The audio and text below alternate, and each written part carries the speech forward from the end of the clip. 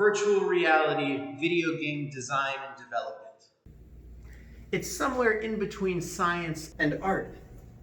And that's really nice because now I get to teach your kids about programming, visual art, design concepts, and they can focus on what they're most interested in and work with students that have complementary skills. And in that collaborative environment, they'll learn how to communicate really well with someone who's an expert in something that they're not. Now that's really useful because at a job, not everyone's going to know the same thing, but you might all be doing the same task. I'm Mr. Delgado. If you want to learn more about me, there's a separate video for that. You may have already seen it. So collaboration and communication are huge in my class, but the communication isn't just between students working on the same project. They're also expected to give elevator pitches and create either trailers or websites to sell their game. And that's incredibly useful because being able to convey a concept in under 2 minutes to someone and get them excited about it is really useful, not just for selling a product, but also for job interviews. Class is very free. Oh God, it started raining. Why is it that every video I do, I get rained on somehow?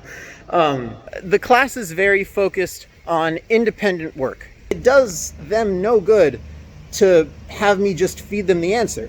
If they know how to look it up, then they can become experts at anything they want later in life. And it doesn't feel like, oh God, now we have to do 3D modeling. I didn't want to do 3D modeling. I'm here to program.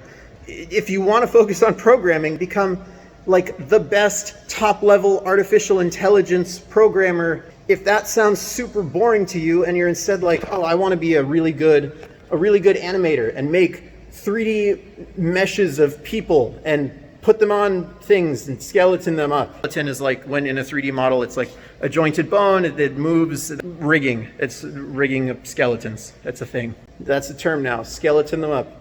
Animators, you gotta pay me for that one. The final big focus of my class is research. Not the typical thing you see in schools of researching for a scientific paper or getting sources for an English paper, but how do you learn something that you have no knowledge about? How do you become a subject matter expert in something that you've never encountered before? Through design processes, prototyping, critique, iteration, students can go from a place of not very much experience on something to a very high level of mastery. And it's really cool because games are such a fun thing for kids to make. They really like them. I love them. And it's nice because you're not researching something you don't care about. You're not required to give a speech on something you really don't want to.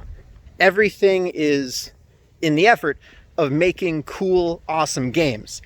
And that fun and excitement that I try to get them to feel, and I hope that they come in with for video games, is how I'm able to get them to learn some really advanced concepts and not, at least I hope, completely hate it. Also, virtual reality is such a cool new cutting edge technology. And I've talked with people in the game industry and higher education, and they're so amazed when they hear about a class that teaches how to make virtual reality applications. Now, I want to make sure that all of your kids know that this isn't just some, wishy-washy class of just, oh, we'll be here sitting around playing games. Not at all. Just because I teach a video game class, like if your kids are on Fortnite 24/7, like that's not me. I didn't tell them to do that, so don't believe them there. I expect them to talk about games at a more advanced level. Instead of, it was fun. Why is it fun? What is the core form of engagement with this?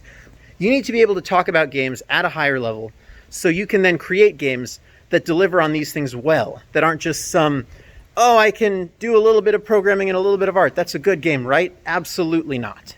Quite frankly, I don't care if your kids never make another video game in their life once they leave my class. I hope they enjoy it. I hope they do, and I would love it if they continue to make games afterwards.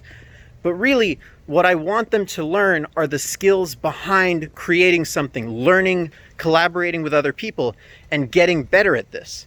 Because those skills are transferable to anything in the world. Anything you want to learn in the future that you may have no prior knowledge about. If you're able to learn that from nothing except just the internet and a little bit of know-how, you can learn anything you want. In terms of class expectations, this might seem like a class, it's an elective class, it's about video games. You might not expect it to be one of the harsher classes in terms of grading. That is not true. I want them to learn to keep track of their schedules and make sure they get their work done, because I don't want them to get to college and expect that professors will be as kind as most ODA teachers, because at least in my experience, they won't be.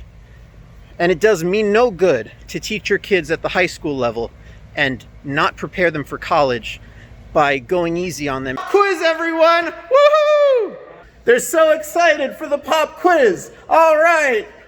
They're all open notes. So if your kids are taking notes and writing down things that they should be, they should get perfect scores on the quizzes. Need to be any memorization. It's open notes. That's the annoying thing. When none of them have taken notes and I give an open note quiz, I mean, come on. And everyone can use their computers because I want things to be totally even between the virtual and in-person students. I don't think my quizzes are that hard as long as they take notes. No one's going to say, oh, you wouldn't have a computer in real life to do programming. Because that's not true. That's not a thing.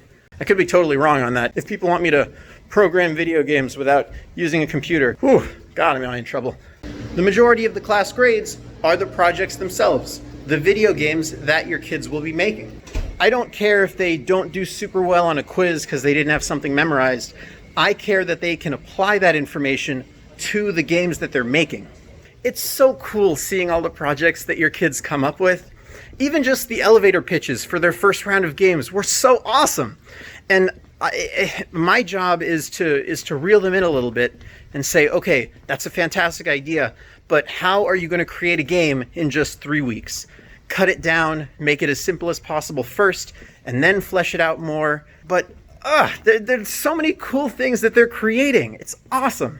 The class is fun, or at least it really should be. I mean, presumably the only people that sign up for my video game design class are people that want to make video games, right? At least that think it would be fun. If they're all super bored with it, this is a really hard, difficult class for people that aren't interested. Making games is the sugar to help this medicine go down. Because learning about research, public speaking, communication, collaboration, that's no laughing matter. So ultimately, my goal is a really fun, engaging class that is actually able to prepare your kids for college and the world afterwards. Also, this is our classroom. Very big, very socially distant. I hope you enjoyed this virtual back to school night. Have a great night. I hope you're actually watching this. I hope you watch it and that you enjoy it. Both of those things are my hope. The Who is Mr. Delgado video got a lot of views, but I mean, that was because it was mandatory for an entire high school to watch. That's the key to YouTube views. Make it mandatory and have a school to send it to. Oh God, I got rained on. My glasses are a little... I can't wait for the rest of the semester. I'm so excited for this class. Your kids are all wonderful. I'm super excited. And if you have any questions, please just let me know. Walking around campus that whole time was not the move. I'm tired now. Seriously, I've been walking around campus like yelling and recording myself for a while now. You're welcome.